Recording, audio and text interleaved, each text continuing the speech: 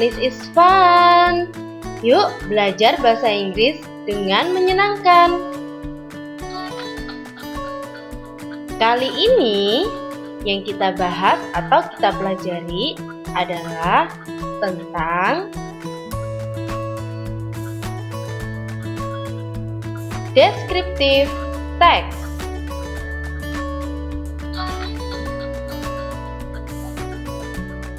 Apa sih tujuan pembelajaran kali ini? What is the purpose of this study? The purpose is students can understand the generic structure of descriptive text. Jadi diharapkan murid-murid bisa memahami generic structure atau bagian-bagian dari descriptive text.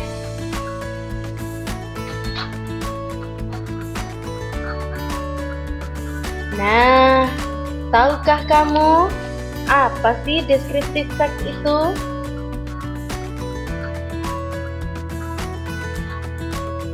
Ya, descriptive text adalah teks yang menggambarkan tentang tempat, benda, orang, binatang, dan tumbuhan secara spesifik.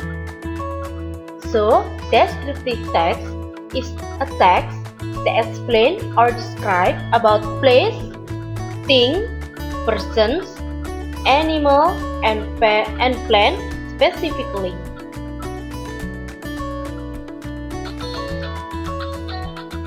Nah, what is generic structure of descriptive text? Apa saja sih bagian-bagian dari descriptive text itu? Untuk lebih memahaminya, yuk kita lihat teks di bawah ini. Judulnya adalah My Lovely Cat. Nah, di situ bisa kalian lihat ada 2 paragraf. Pada paragraf pertama, kita sebut sebagai identification, dan pada paragraf kedua, kita sebut dengan bagian description. Apa sih bagian identification itu? Biasanya, identification adalah satu paragraf yang berisi tentang identifikasi tentang sesuatu yang akan menjadi objek yang akan dideskripsikan atau dijelaskan. Nah, di situ yang akan dijelaskan adalah cat. I have a stray cat as my pet. Jadi, mengenalkan dulu bahwa yang dijelaskan adalah atau dideskripsikan adalah cat. Itu bagian identification. Kemudian bagian description.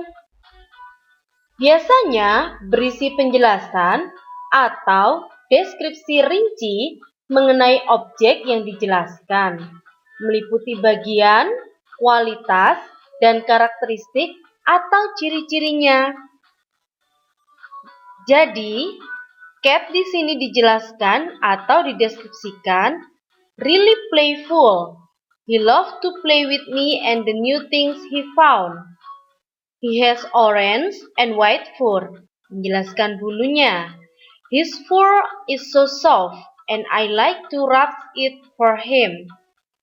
He has a long tail. Menjelaskan ekornya. He likes to play with it. He is also always try to catch his tail sometimes. I also like to hold him in my hand. When I hold him like that, he will fall asleep. Nah, di sini dijelaskan tentang bulunya, ekornya, dan bagaimana cara dia tertidur di tangan si penulis. Nah, bagian deskripsi ini tidak harus hanya satu ya teman-teman. Jadi bisa kalian lihat ada berapa paragraf di situ. Biasanya bagian description ini ada di beberapa paragraf. agar kalian lebih memahami. Yuk, kita berlatih.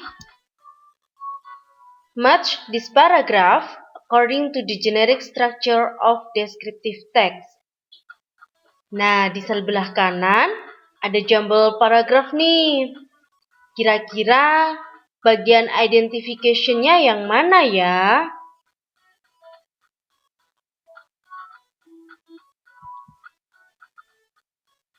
Ya, I have a close friend. She is beautiful, attractive, and trendy. Jadi di sini yang mau dideskripsikan adalah a close friend. Dan dua paragraf sisanya berisi tentang deskripsi si close friend atau teman dekat tersebut ya. Nah, seperti ini teman-teman.